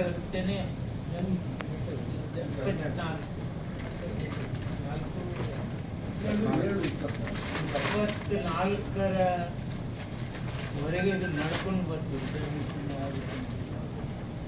ಆದರೆ ಆಯೋಗ ಕೊಟ್ಟ ನಂತರ ಹಾಗೂ ರಿಸರ್ವೇಷನ್ ಇನ್ನೂ ಇಂಪ್ಲಿಮೆಂಟ್ ಮಾಡುತ್ತಿದ್ದ ಮುಂಚೆ ನೀನು ಗೆಜೆಟ್ ಆಗಿರಲಿಲ್ಲ. ಅಷ್ಟರಲ್ಲೇನ ಕೋರ್ಟಿಗೆ ಹೋಗ್ತಕ್ಕಂಥದ್ದಾಯಿತು. ಕೋರ್ಟ್ನಲ್ಲಿ ಪ್ರಕ್ರಿಯೆ ಪ್ರಾರಂಭ ಮಾಡಿ ರಿಸಲ್ಟ್ ಬರುವವರೆಗೆ ನಾವು ಅದನ್ನು ತೀರ್ಪು ಬಂದ ನಂತರ ರಿಸಲ್ಟನ್ನು ಹಾಗೆ ಇದು ಒತ್ತಡ ಜಾಸ್ತಿ ಆಯ್ತು. ಇಲ್ಲಾಂದರೆ ಎಲ್ಲ ಯುವಕರಿಗೆ ಉದ್ಯೋಗ ಸಿಗ್ತಾ ಇಲ್ಲ. ಇದಕ್ಕಾಗಿ ನಾವು ರಿಸರ್ವೇಷನ್ ಬರುವವರೆಗೆ ಬೇಡ ಅಂತಕ್ಕಂಥದ್ದು, ಎಲ್ಲ ನೌಕರಿಗಳು ತಡೆ ಹಿಡಿತಕ್ಕಂಥ ಕೆಲಸ ಸರ್ಕಾರ ಯಾವುದೇ ಪರಿಸ್ಥಿತಿಯಲ್ಲಿ ಇದನ್ನು ಮಾಡಲೇಬೇಕು ಅಂತಕ್ಕಂಥ ರೀತಿಯಲ್ಲಿ ಇಷ್ಟೆಲ್ಲ ಪ್ರಕ್ರಿಯೆಗಳಾಗುತ್ತೆ. ಆದ ನಂತರ ಮೊನ್ನೆ ಕ್ಯಾಬಿನೆಟ್ನಲ್ಲಿ ಇದನ್ನು ಎಷ್ಟು ಗಲಾಟೆಗಳು ನಡೀತಾ ಇದ್ದಾರೆ. ಆದಷ್ಟು ಬೇಕಾಗಿ ನೌಕರಿ ನಾವು ತಡೆ ಹಿಡಿದ್ರೆ ತೊಂದರೆ ಆಗಿ ಅಂತ ರೈತರಿಗೆ ತೊಂದರೆ ಆಗ್ತದೆ ಅಂತ ಹೇಳಿ ಪ್ರಾರಂಭ ಮಾಡಿಬಿಡೋಣ ಅಂತಕ್ಕಂಥ ಚರ್ಚೆ ಆಯಿತು. ಕ್ಯಾಬಿನೆಟ್ಟಲ್ಲಿ 15ರ ಅನ್ವಯ ಮಾಡಬೇಕಾಯಿತು. ಕೊಟ್ಟಂತೆ 56ರಿಂದ 56%ಗೆ ಸ್ಟೇ ಇದೆ ಅನ್ನೋದಕ್ಕಿಂತ ಅವರು ಡಿಸಿಷನ್ ಕೊಟ್ಟಿದ್ದಾರೆ. ನೀವು ಪರ್ಸೆಂಟೇಜ್ 50ರಷ್ಟು ಮಾಡಿ 56ನ್ನ ನೀವು ದಾಖಲಾಗುತ್ತೆ ಅಂತ ಕೆಪ್ಟನ್ ಅಗತ್ಯತೆ. ಇದು ಚರ್ಚೆ ಗೊಂದಲ ಪ್ರಾರಂಭ ಆದ ನಂತರ ಕ್ಯಾಬಿನೆಟ್ಗೆ ಒಂದು ಡಿಸಿಷನ್ ಬಂತು. ತದನಂತರ ನಾವು ನೋಡಿದಾಗ DPRನಲ್ಲಿ ಇನ್ನರ್ ರಿಸರ್ವೇಷನ್ ಬಗ್ಗೆ ಯಾವುದೇ ಮೆನ್ಷನ್ ಮಾಡಲಾಗಿರುವುದು ಆ ಗಮನಕ್ಕೆ ಬಂದ ನಂತರ ನಾವು ಮುಖ್ಯಮಂತ್ರಿಗಳ ಹತ್ರ ಭೇಟಿಯಾಗಿದ್ವಿ. ಮುಖ್ಯಮಂತ್ರಿಗಳಿಲ್ಲ, ಇಮಿಡಿಯೇಟ್ ಕ್ಯಾಬಿನೆಟ್ ಕರೆದು ಚರ್ಚೆ ಮಾಡೋಣ, ಏನು ಗೊಂದಲ ಇದೆ ಲೀಗಲ್ ಆಗ್ತದೆ ಸರಿ ಮಾಡೋಣ ಅಂತಕ್ಕಂಥ ಮಾತನ್ನು ಇವತ್ತು ಹೇಳಿದ್ದಾರೆ. ಏನು ಕ್ಯಾಬಿನೆಟ್ಟಲ್ಲಿ ಏನು ಚರ್ಚೆ ಆಗ್ತಿದೆ ಹಾಗೂ ಬಹುಶಃ ನನ್ನ ಹೇಳಿದ ಹಾಗೆ ಮುಖ್ಯಮಂತ್ರಿಗಳು ಜಗದೀಶಿ ಇದ್ರ ಬಗ್ಗೆ ಒಳ್ಳೆ ಅಭಿಪ್ರಾಯ ತೋರಿದ್ರೆ. ಯಾಕಂದರೆ ಇಲ್ಲಿವರೆಗೆ 17% ಕೊಡಲಿಕ್ಕೆ ಅಂದರೆ 56%ರಲ್ಲಿ 17 ಕೊಡಲಿಕ್ಕೆ ಒಪ್ಪಿಗೆ ನೀಡಿದಂಥ ಸರ್ಕಾರ, ಗವರ್ನರ್ ಅದಕ್ಕೆ ಸಹಿ ಮಾಡಿದ್ದಾರೆ. 2 ಅಸೆಂಬ್ಲಿಯಲ್ಲಿ ಕೌನ್ಸಿಲಲ್ಲಿ ಪಾಸ್ ಆಗಿದೆ, ಯುನಾನಿಮಸ್ ಆಗಿದೆ.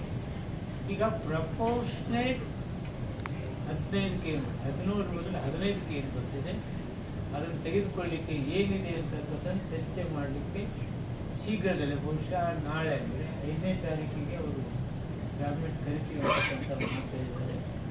ಅಲ್ಲಿ ನಾವು ಬಹುಶಃ ನಮ್ಮ ಫೇವರ್ ಆಗಿ ಅಂದರೆ ಏನು ರಿಸರ್ವೇಷನ್ ಪರವಾಗಿರ್ತಕ್ಕಂಥ ಸರ್ಕಾರ ಪ್ರಪೋರ್ಷನೇಟ್ ಕೊಡಲಿಕ್ಕೆ ಆಗ್ಬೋದು ಅಂತಕ್ಕಂಥ ಜೊತೆಗೆ ನಮ್ಮ ಯುವಕ ಮಿತ್ರರೆಲ್ಲ ಏನೋ ಆಗ್ಬಿಟ್ಟಿದೆ ಅಂತಕ್ಕಂಥ ಗೊಂದಲ ಗಡಿಬಿಡಿ. ಈ ಗಲಾಟೆ ಗೊಂದಲನ ದಯಮಾಡಿ ತಾವು ಇನ್ನೊಂದು ಸ್ವಲ್ಪ ತಡೀಬೇಕು. ಸರ್ಕಾರ ನಿಮ್ಮ ಪರವಾಗಿ ಡಿಸಿಷನ್ ಬರ್ತಿದೆ ಅಂತ ಭಾವನೆ ನಮ್ಮದಿದೆ ಅಂತ ಅವರೆಲ್ಲರಲ್ಲಿ ನಾನು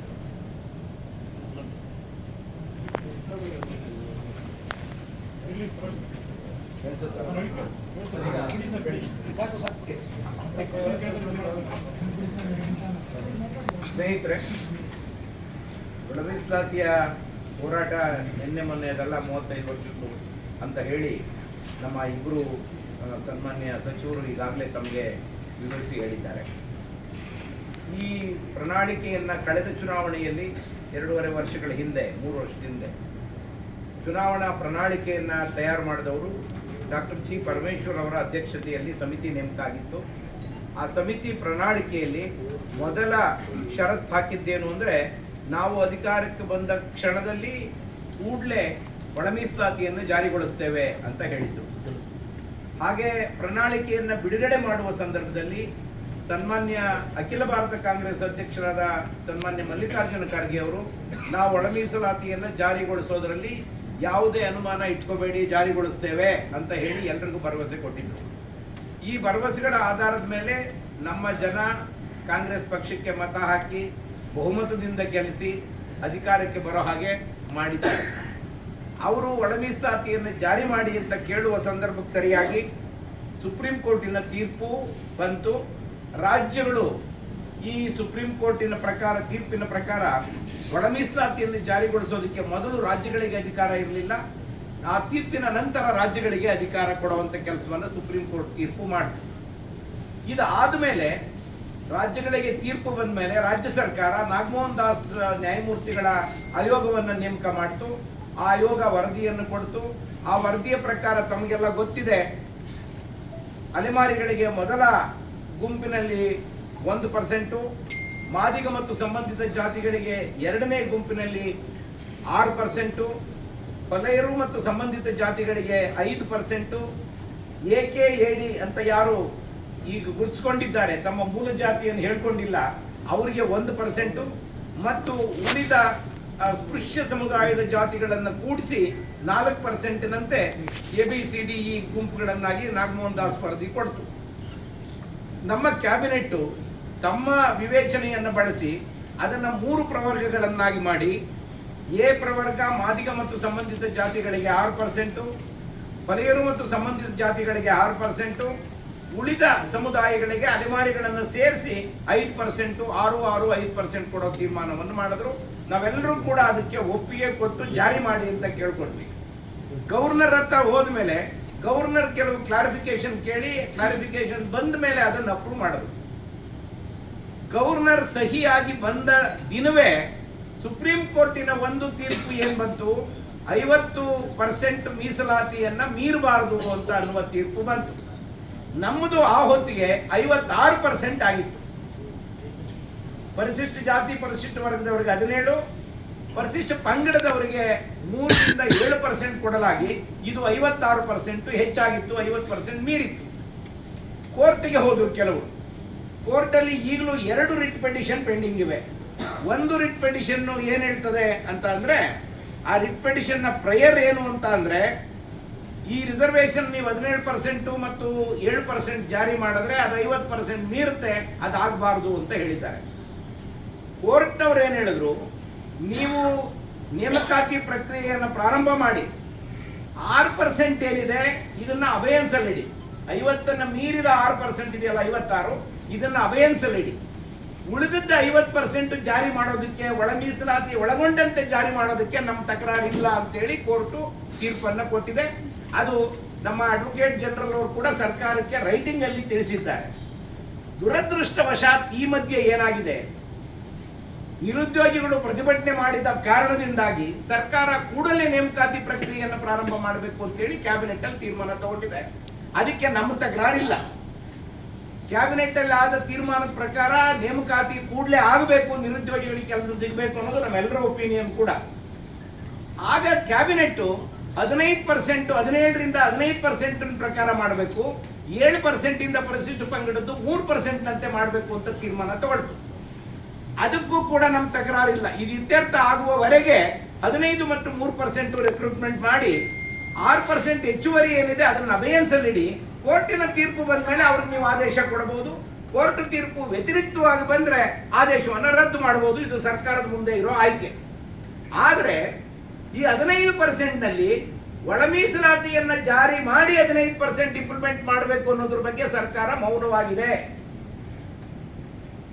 ಸರ್ಕಾರದ ಕ್ಯಾಬಿನೆಟ್ ನ ಪ್ರೊಸೀಡಿಂಗ್ಸ್ ಏನು ಹೊರಗೆ ಬಂದಿದೆ, ಅಲ್ಲಿ 15% ಮೀಸಲಾತಿಯನ್ನ ಜಾರಿ ಮಾಡೋದಕ್ಕೆ ಯಾಕೆ ಸಾಧ್ಯ ಇಲ್ಲ ಅನ್ನುವ ವಿವರಣೆ ಇಲ್ಲ.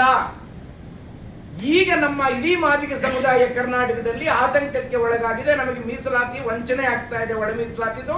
ಈ ವಂಚನೆಯನ್ನ ನಾವು ಸಹಿಸೋದಿಲ್ಲ ಅಂತೇಳಿ ಜನರು ಬೀದಿಗೆ ಬಂದಿದ್ದಾರೆ.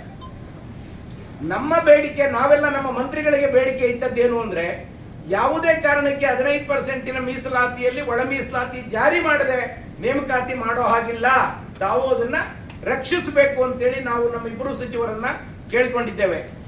ಅವರು ನಿನ್ನೆ ನಮ್ಮನ್ನೆಲ್ಲ ಕೂಡಿಸಿ ಅಡ್ವೊಕೇಟ್ ಜನರಲ್ ಬಳಿ ಕರ್ಕೊಂಡು ಹೋದಾಗ ಅವ್ರು ಹೇಳಿದ್ದು, ಇದರಲ್ಲಿ ಯಾವ ತಕರಾರು ಇಲ್ಲ ಒಳ ಮೀಸಲಾತಿಯನ್ನು ಜಾರಿ ಮಾಡೋದಕ್ಕೆ. 17% ಏನ್ ನೀವು 6-6-5 ಫಿಕ್ಸ್ ಮಾಡಿದ್ರಿ, 15% ಏನ್ ಪ್ರಪೋರ್ಷನೇಟ್ಲಿ ಅಂದ್ರೆ ಪರ್ಸೆಂಟೇಜ್ ವಾರು ಅದೇ ಪ್ರಮಾಣದಲ್ಲಿ ನೀವು ಕಡಿಮೆ ಮಾಡಿ ಜಾರಿ ಮಾಡಬಹುದು, ಇದರಲ್ಲಿ ಏನ್ ತೊಂದರೆ ಇಲ್ಲ ಅಂತೇಳಿ ಸನ್ಮಾನ್ಯ ಅಡ್ವೊಕೇಟ್ ಜನರಲ್ ಶಶಿಕಿರಣ್ ಶೆಟ್ಟಿ ಅವರು ನಿನ್ನೆ ನಮ್ಮ ನಿಯೋಗಕ್ಕೆ ಹೇಳಿದ ಮಾತಿದು. ಇದು ನಿಜ. ಆದ್ದರಿಂದ ಯಾಕೆ ಸರ್ಕಾರ 15% ಒಳ ಮೀಸಲಾತಿ ಜಾರಿ ಮಾಡಕ್ ಸಾಧ್ಯ ಇಲ್ಲ? ಕೋರ್ಟ್ ನಲ್ಲಿ ಸ್ಟೇ ಇಲ್ಲ. ಯಾವ ಕೋರ್ಟು ಇದು ನೀವು ಜಾರಿ ಮಾಡಬೇಡಿ ಒಳ ಮೀಸಲಾತಿ ಅಂತ ಹೇಳಿಲ್ಲ. 15%, 17% ಏನ್ ಫಿಕ್ಸ್ ಮಾಡಿದ್ರಿ, ನೀವು 15ಕ್ಕೆ ತಂದಿದ್ದೀರಿ. 15ಕ್ಕೆ ಪ್ರಪೋರ್ಷನೇಟ್ ಕಡಿಮೆ ಮಾಡಿ ಜಾರಿ ಮಾಡೋದಕ್ಕೆ ಏನ್ ತೊಂದರೆ ಇದೆ ಅನ್ನೋದಕ್ಕೆ ಯಾರೂ ಕೂಡ ಸಮಜಾಯಿಷಿಯನ್ನ ಕೊಡ್ತಾ ಇಲ್ಲ. ನಾವು ಆದ್ರಿಂದ ಸಚಿವರನ್ನು ಕೇಳಿ ಬೆಳಿಗ್ಗೆ ಮುಖ್ಯಮಂತ್ರಿನ ಭೇಟಿ ಮಾಡಿದಾಗ ಕೂಡ ಇದೇ ಪ್ರಶ್ನೆಯನ್ನು ಅವ್ರ ಮುಂದೆ ಇಟ್ಟಿದ್ದೀವಿ. ಮುಂದಿನ ಕ್ಯಾಬಿನೆಟ್ಗೆ ತರ್ತೀವಿ ಅಂತ ಹೇಳಿದ್ದಾರೆ. ಆದ್ರೆ ಒಂದು, ಕಾನೂನಿನ ತೊಡಕಿಲ್ಲದಿರುವ ಒಳ ಮೀಸಲಾತಿಯನ್ನು ಜಾರಿಗೊಳಿಸುವ ಕೆಲಸವನ್ನ ನಮ್ಮ ಕ್ಯಾಬಿನೆಟ್ ಕಡ್ಡಾಯವಾಗಿ ಮಾಡಬೇಕು ಅನ್ನೋದು ನಮ್ಮೆಲ್ಲರ ಆಗ್ರಹ. ಇದರಲ್ಲಿ ಯಾವ ಹಿಂದಕ್ಕೆ ಹೋಗೋ ಪ್ರಶ್ನೆ ಇಲ್ಲ. ನಾವು ಇದು ಬೇರೆ ಏನನ್ನು ಮಾಡೋದಕ್ಕೆ ಒಪ್ಕೊಳ್ಳೋದಕ್ಕೆ ಸಾಧ್ಯ ಇಲ್ಲ. 15% ಒಳ ಮೀಸಲಾತಿಯನ್ನು ಜಾರಿಗೊಳಿಸಿ ನೇಮಕಾತಿಯನ್ನ ಮುಂದುವರಿಸಬೇಕು ಅನ್ನೋದು ನಮ್ಮೆಲ್ಲರ ಆಗ್ರಹ. ಅಷ್ಟಕ್ಕೆ ಮಾತ್ರ ಈ ಪತ್ರಿಕಾಗೋಷ್ಠಿಯ ಮೂಲಕ ತಮ್ಮ ಗಮನಕ್ಕೆ ತರೋದು ಮತ್ತು ಸರ್ಕಾರದ ಗಮನವನ್ನು ಸೆಳೆಯೋದು, ಸರ್ಕಾರ ಈ ನ್ಯಾಯೋಚಿತವಾದ ಕ್ರಮವನ್ನ ಚಾಚೂ ತಪ್ಪದೆ ಪಾಲಿಸಬೇಕು ಅನ್ನೋದು ನಮ್ಮೆಲ್ಲರ ಆಗ್ರಹ. ಇದರಲ್ಲಿ ಯಾರು ಪರವಾಗಿ ಹೋಗುವಂಥದ್ದಿಲ್ಲ, ಯಾರು ವಿರೋಧವಾಗಿ ನಾವು ಏನು ಇದರಲ್ಲಿ ಲಾಬಿ ಮಾಡುವಂತ ಪ್ರಶ್ನೆ ಇಲ್ಲ. ನಮ್ಮ ಪಾಲು ಏನ್ ಬರಬೇಕು ಅದನ್ನ ಕೊಡಿ ಅಂತ ಕೇಳ್ತಿದ್ದಾರೆ. ಅದನ್ನ ಜಾರಿ ಮಾಡೋದು ಸರ್ಕಾರವೇ ಮಾಡಿರೋ ಕಾನೂನು. ನೋಡಿ ದುರ್ದೈವ ಏನು ಅಂದ್ರೆ 17% ಮತ್ತು 7% ಮಾಡಬೇಕು ಅನ್ನೋದು ಸರ್ಕಾರವೇ ನೇಮಕ ಮಾಡಿದ ಆಯೋಗ ಕೊಟ್ಟಿರೋ ವರದಿ. ಅದು ಸರ್ಕಾರವೇ ತೀರ್ಮಾನ ಮಾಡಿರೋದು ಇದನ್ನ ಮಾಡ್ತೀವಿ ಅಂತ ಹೇಳಿ ಎರಡೂ ಸಭೆಗಳಲ್ಲಿ ವಿಧಾನಸಭೆ ವಿಧಾನ ಪರಿಷತ್ನಲ್ಲಿ ಪಾಸ್ ಮಾಡಿಸಿ ರಾಜ್ಯಪಾಲರಿಗೆ ಕಳಿಸಿದ್ದಾರೆ. ರಾಜ್ಯಪಾಲರು ಅಂಕಿತ ಹಾಕಿದ್ದಾರೆ. ಆಲ್ ರೈಟ್, ರಾಜ್ಯಪಾಲರು ಅಂಕಿತ ಆಗಿದ ಮೇಲೆ ಕೋರ್ಟಿನ ತೀರ್ಮಾನ ಬಂತು. ಅದಕ್ಕೆ ನಾವೇನು ಮಾಡೋಕ್ಕಾಗಲ್ಲ. ಕೋರ್ಟ್ ಇತ್ಯರ್ಥ ಆಗೋವರೆಗೆ ಕೋರ್ಟೇ ಹೇಳಿರೋ ಪ್ರಕಾರ 6% ಅಬೇಯನ್ಸ್ ಅಲ್ಲಿ ಇಟ್ಟು 50% ಜಾರಿಗೊಳಿಸಿ ಅದರಲ್ಲಿ 15% SC ಮೀಸಲಾತಿಗೆ ಒಳ ಮೀಸಲಾತಿಯನ್ನು ಜಾರಿಗೊಳಿಸೋದಕ್ಕೆ ಯಾವ ಕಾನೂನಿನ ತಕರಾರು ಇಲ್ಲ, ಯಾವ ಅಡ್ಮಿನಿಸ್ಟ್ರೇಟಿವ್ ತಕರಾರುಗಳು ಇಲ್ಲ. ಸರ್ಕಾರ ಇದನ್ನು ಜಾರಿ ಮಾಡಬೇಕು ಅಂತೇಳಿ ನಾವೆಲ್ಲರೂ ಒಕ್ಕೊರಲಿನಿಂದ ಒತ್ತಾಯ ಮಾಡ್ತಿದ್ದೇವೆ. ಸರ್ಕಾರ ಇದನ್ನು ಒಪ್ಕೊಳ್ತದೆ ಅಂತ ಭರವಸೆ ಇದೆ. ಒಪ್ಕೊಳ್ಳದೆ ಹೋದ್ರೆ ಏನ್ ಮಾಡ್ತೀವಿ ಅಂತ ನಾವು ಮುಂದಿನ ಸಭೆಯಲ್ಲಿ ತಮಗೆ ತಿಳಿಸ್ತೀವಿ. ಎಸ್, 5ನೇ ತಾರೀಕು ಆದ್ಮೇಲೆ ನಾವು ಖಂಡಿತ ಮತ್ತೊಮ್ಮೆ ತಮ್ಮ ಮುಂದೆ ಬರ್ತೀವಿ ಅಂತ ಅನ್ನೋ ಮಾತನ್ನ ಈ ಸಂದರ್ಭದಲ್ಲಿ ಹೇಳೋದಕ್ಕೆ ಬಯಸ್ತೇವೆ. ಕಾನೂನು ತೊಡಕಿಲ್ಲ ಅನ್ನೋದಾದ್ರೆ ಯಾಕೆ ಮೊನ್ನೆಯ ಕ್ಯಾಬಿನೆಟ್ ಅಲ್ಲಿ ಇದು ತೀರ್ಮಾನ ಆಗಲಿಲ್ಲ? ಯಾರಾದ್ರೂ ತಡೆದ್ರ? ಯಾರು ಬೇರೆ ನಾಯಕರು ಇದನ್ನ ಬ್ಲಾಕ್ ಮಾಡೋದ್ರಿಂದ ನಿಮ್ಮಲ್ಲಿರುವಂತ ಬಲಗೈ ಸಮುದಾಯದ ನಾಯಕರಿಗೆ ಇದ್ರ ಬಗ್ಗೆ ಒಂದಷ್ಟು ಆಕ್ಷೇಪಗಳಿದಾವೆ. ಸೊ ಏನು ಅನ್ನೋದು ವಿಚಾರ ಹೇಳಿ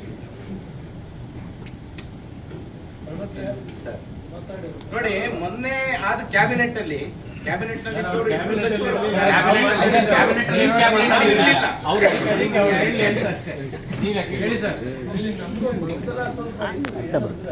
ಗೊಂದಲ ಮಾಡಿದ್ ಯಾರು?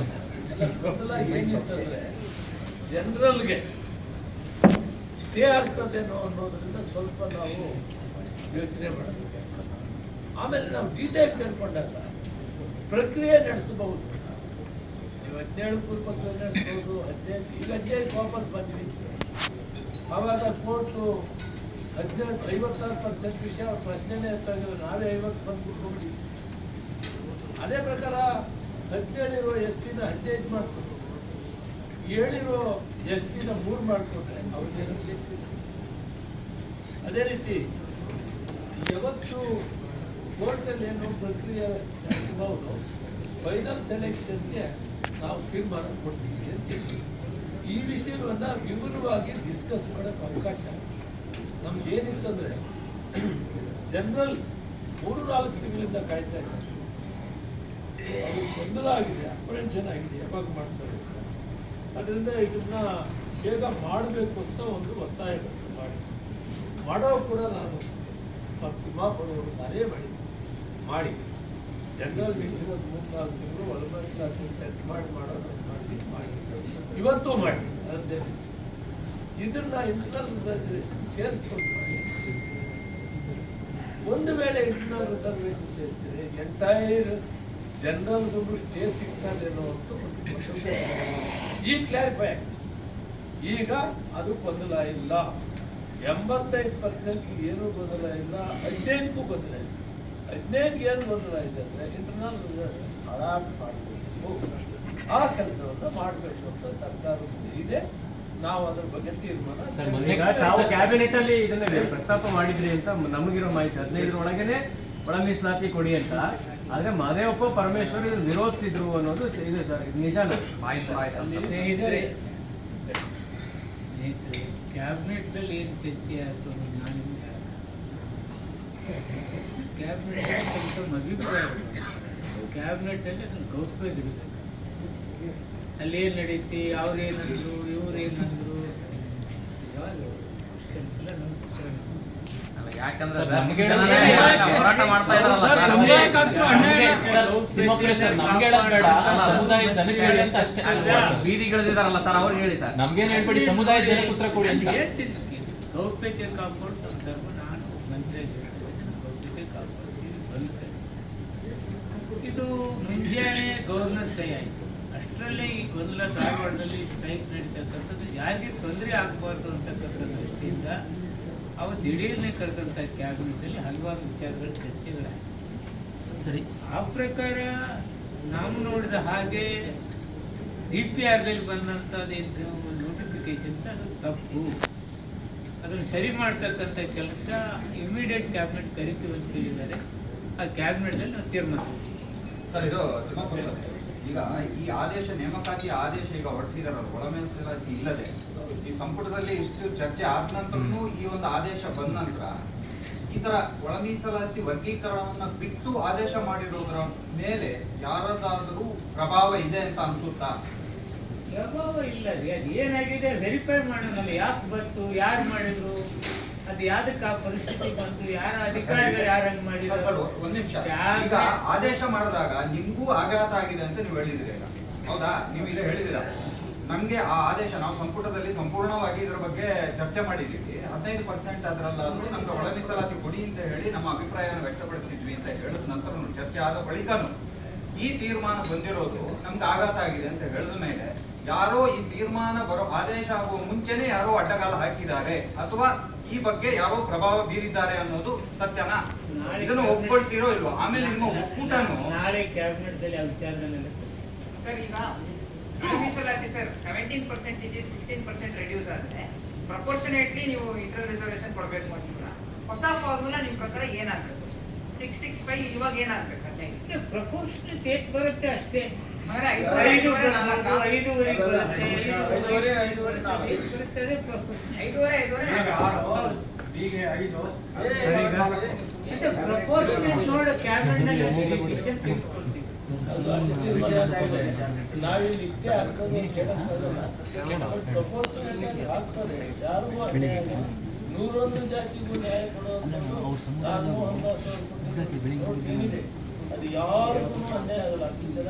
ಈಗಾಗಲೇ ರಾಜ್ಯ ಮಟ್ಟದ ಸಭೆ ಮಾಡಿ ಹೋರಾಟ ಮಾಡೋ ತೀರ್ಮಾನ ತಗೊಂಡಿದ್ದಾರೆ. 6ನೇ ತಾರೀಕು ತಾಲೂಕು ಬಂದ್ ಮಾಡೋದು, 12ನೇ ತಾರೀಕು ಒಳಗೆ ಇತ್ಯರ್ಥ ಆಗುತ್ತೆ ಅನ್ನೋ ವಿಶ್ವಾಸ ಇದೆ. ಹೀಗಾಗಿ ನೀವೆಲ್ಲ ರಾಜೀನಾಮೆ ಕೊಟ್ಬಿಟ್ಟು ಹೋರಾಟಕ್ಕೆ ಬನ್ನಿ ಅಂತ ಕರೀತಾ ಇದ್ದಾರೆ. ನೋಡಿ, ಹೋರಾಟ 5ನೇ ತಾರೀಕಿಗೆ ನಾವು ಕ್ಯಾಬಿನೆಟ್ ಅಲ್ಲಿ ಚರ್ಚೆ ಮಾಡ್ತಿದ್ದೀವಿ. ನಾಳೆ ಬೆಳಿಗ್ಗೆ ತಾವು ಸಮಾಧಾನದಿಂದ ಇರಿ ಅಂತಕ್ಕಂಥ ಮನವಿ ಮಾಡ್ಕೊಳ್ಳೋದಕ್ಕಲ್ಲೇ ನಾವು ಮುಖ್ಯಮಂತ್ರಿಗಳು ಬೆಳಿಗ್ಗೆ ಮಾತಾಡಿದಾಗ ನಾನು ಕ್ಯಾಬಿನೆಟ್ ಕರೋಣ ಬಂದು ಮಾತಾಡಿ ತೀರ್ಮಾನ ಮಾಡೋಣ ಅಂತ ಹೇಳಿದ್ದಾರೆ. ಬೆಳಿಗ್ಗೆ ನಾವೆಲ್ಲ ಡೆಲಿಗೇಟ್ ಭೇಟಿಯಾಗಿದ್ವಿ. ಸರ್, ನಿಮ್ಮ ಸಮುದಾಯದ ಅವ್ರು ತಕ್ಷಣ ತೀರ್ಮಾನ ತಗೊಂಡಿದ್ದಾರೆ. ವೆಲ್ಕಮ್ ಮಾಡ್ತೀವಿ. ಅವ್ರಿಗೆ ತಕ್ಷಣ ನಾನು ತಡೆದು ಇದರ ಗೊಂದಲವನ್ನು ಪರಿಹರಿಸೋಣ ಅಂದಾಗ ನಾವು ನಿಜವಾಗ್ಲೂ ಮಾನ್ಯ ಮುಖ್ಯಮಂತ್ರಿಯವರಿಗೆ ನಾವು ಧನ್ಯವಾದ ತಿಳಿಸಬೇಕು. ತಕ್ಷಣ ಅವರು ಇವತ್ತೇ ಇದನ್ನು ಮಾತಾಡಿ 5ನೇ ತಾರೀಕು ತರೋದು ಮಾಡಿದ್ದಾರೆ. ಆಶಾಭಾವನೆ ಇದ್ದೀವಿ. ಅವರು ಯಾವತ್ತೂ ಕೂಡ ಶೋಷಿತ ವರ್ಗಗಳ ಪರವಾಗಿ ತನ್ನ ಜೀವನವನ್ನೇ ನಡ್ಕೊಂಡು ಬಂದಿದ್ದಾರೆ. ಶೋಷಿತರಲ್ಲಿ ಶೋಷಿತರಾಗಿರೋರು ನಮಗೆ ನ್ಯಾಯ ಕೊಡಿಸ್ತಾರೆ ಅನ್ನೋದು ನಮಗೆ ಪೂರ್ತಿ ನಂಬಿಕೆ ಇದೆ. ಸಮಾಧಾನವಾಗಿ ನಮ್ಮವ್ರು ಇರಬೇಕು ಅಂತ ಹೇಳಿ ಕೇಳೋಕ್ಕೆ ನಿಮ್ಮನ್ನು ಕರೀತೀವಿ. ಸರ್, ಯಾಕೆ ನಿಮ್ಮ ಸಮುದಾಯದವ್ರಿಗೆ ಕೋಪ ಅಂತಂದ್ರೆ, ಮೊನ್ನೆ ಕ್ಯಾಬಿನೆಟ್ ನಲ್ಲಿ ಆಯ್ತು 15% ಅಲ್ಲೂ ಒಳ ಮೀಸಲಾತಿ ಆಗ್ಬೇಕಂತ ಆಯ್ತು ಅಂತ ಚರ್ಚೆ ಆಯ್ತು. ಆದ್ರೆ ರಾತ್ರೋರಾತ್ರಿ ಆದೇಶ ಉಲ್ಟಾಗ್ಬಿಟ್ಟೈತೆ. ನಿಮ್ ಮುಂದೆನೆ ಚರ್ಚೆ ಆಯ್ತು, ಒಪ್ಪಿಗೆ ಆಯ್ತು, ಆದ್ರೆ ಆದೇಶ ನೋಡಿದ್ರೆ ಉಲ್ಟಾ ಆಗೈತೆ. ಹೆಂಗ್ ನಂಬದಿ ಸಚಿವರನ್ನ ನಾವು ಅಂತ ನಿಮ್ ಸಮುದಾಯದವ್ರು ಕೇಳ್ತಾ ಇರೋದು. ಕ್ಯಾಬಿನೆಟ್ ಡಿಸಿಷನ್ ಆಗಿದೆ ಅಂತ ಸರ್, ಅದು ಕ್ಯಾಬಿನೆಟ್ ಡಿಸಿಷನ್ ಪಬ್ಲಿಕ್ ಡೊಮೈನ್ ಅಲ್ಲ ಸರ್. ತಪ್ಪಾಗಿದೆ, ಸರಿ ಮಾಡ್ಲಿಕ್ಕೆ ಇಮಿಡಿಯೇಟ್ ಕ್ಯಾಬಿನೆಟ್ ಕರೆದಿದ್ದೀವಿ. ಇಮಿಡಿಯೇಟ್ ಕ್ಯಾಬಿನೆಟ್ ಚರ್ಚೆ ಆಗಿದ್ದು ಒಪ್ಪಿಗೆ ಆಗಿತ್ತಲ್ಲ ಸರ್. 15% ಒಳ ಮೀಸಲಾತಿ ಸರ್, 15% ಒಳ ಮೀಸಲಾತಿಗೆ ಒಪ್ಪಿಗೆ ಆಗಿತ್ತಲ್ವಾ ಕ್ಯಾಬಿನೆಟ್ ಅಲ್ಲಿ? ಈಗ ನಾನು ಆದ್ಮೇಲೆ ಆದೇಶ ಹೆಂಗಾಗ್ಲಿಲ್ಲ? ಕ್ಯಾಬಿನೆಟ್ ವಿಷಯಗಳನ್ನ ನಾನು ಇಲ್ಲಿ ಹೇಳಕ್ಕಾಗೋದು. ನಾನು ಅಲ್ಲಿ ಏನು DPR ದಲ್ಲಿ ತಪ್ಪೇನಾಗಿದೆ ಅದು ಸರಿ ಮಾಡ್ತಾರೆ. ಓಕೆ, ನಾಳೆ ನಾಟಕ ಥ್ಯಾಂಕ್ ಯು. ಐದಕ್ಕೆ ಮತ್ತೊಂದು ಸಾರಿ ಬಾಕಿ ಎಲ್ಲ ಈಗ ನಾಡಿದ್ದು 5ನೇ ತಾರೀಕು ಕ್ಯಾಬಿನೆಟ್ ಮೀಟಿಂಗ್ ಇದೆಯಲ್ಲ, ಇದ್ರ ಬಗ್ಗೆ ತೀರ್ಮಾನ ಮಾಡೋದಕ್ಕೆ ವಿಶೇಷ ಕ್ಯಾಬಿನೆಟ್ ಇಲ್ಲ ಇಲ್ಲ. ನಾರ್ಮಲ್ ಆಗಿ ಗುರುವಾರ ಕ್ಯಾಬಿನೆಟ್ ಕ್ಯಾಬಿನೆಟ್ ಇರುತ್ತೆ. ಶಬ್ದ ತೆಗೆದುಕೊಳ್ತಾರೆ ಅಂತ ಹೇಳಿ ಈಗ ಒಕ್ಕೂಟದವರೆಲ್ಲ ಅದೇ ಸಂಘ, ಈಗ ಇವತ್ತು ಮಾದಿಗ ಸಂಘದವ್ರು ಏನ್ ಹೇಳೋದು ಅಂದ್ರೆ, ಇದು ಹೆಂಗೂ ಆಗಿಲ್ವಲ್ಲ ತೀರ್ಮಾನ ಎಲ್ಲ ಆದ್ರೂ ಆಗಿಲ್ಲ, ಹಂಗಾಗಿ ಈ ನಮ್ಮ ಸಮುದಾಯದ ಸಚಿವರು ರಾಜೀನಾಮೆ ಕೊಡಬೇಕು ಅಂತ ಹೇಳ್ತಾ ಇದ್ದಾರೆ. ಅವ್ರು ಹೇಳೋದು ಓದಲ್ಲಿ ಬಂದಲ್ಲಿ ದೂರವಾಗ್ತೀವಿ ಅಂತ ಹೇಳಿದಾರೆ ಸರ್. ಕ್ಯಾಬಿನೆಟ್ ಮೇಲೆ ವಿಶ್ವಾಸ ಇಟ್ಟಿದ್ದೀರಿ ಸರ್. ಕ್ಯಾಬಿನೆಟ್ ತೀರ್ಮಾನ ಆಗಿಲ್ಲ ಅಂದ್ರೆ ಹೋರಾಟಗಾರ ಹೇಳ್ದಂಗೆ ಮಾಡ್ತೀರಾ ಅಂತ. ನೋಡ್ರಿ, ನಿಮ್ಗೆ ಏನಿದು ಕೂಸು ಲೆಕ್ಕಿತ್ತು, ಅದೇನು ಕೂಸು ಮೊದಲು ಯಾಕೆ ತೀರ್ಮಾನ ಬಜೆಟ್ ದಿನನೇ ಗೇರವಾಗ್ತೀವಿ ಅಂತ ಹೇಳಿದಾರೆ ಸರ್. ನಮಗೆ ಅರ್ಜೆಂಟ್ ಇಲ್ಲ ಸರ್, ನಿಮ್ಮ ಸಮುದಾಯದವ್ರಿಗೆ ಅರ್ಜೆಂಟ್. ಯಾಕೆ ಹೇಳ್ತೀರಾ ಅರ್ಜೆಂಟ್ ಅಂತ? ನಿಮ್ಮ ಸಮುದಾಯದವ್ರಿಗೆ ಅರ್ಜೆಂಟು. ಯಾಕಂದ್ರೆ ಎಲ್ಲರೂ ಕೂಡ ಯಾಕೆ ನಮ್ಗೆ ನಾವು ಕೂಡ ಕೇಳ್ತಾ ಇದ್ದೀವಿ.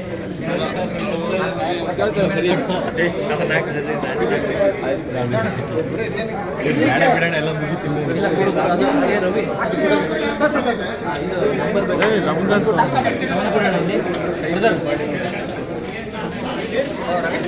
ಬೇರೆ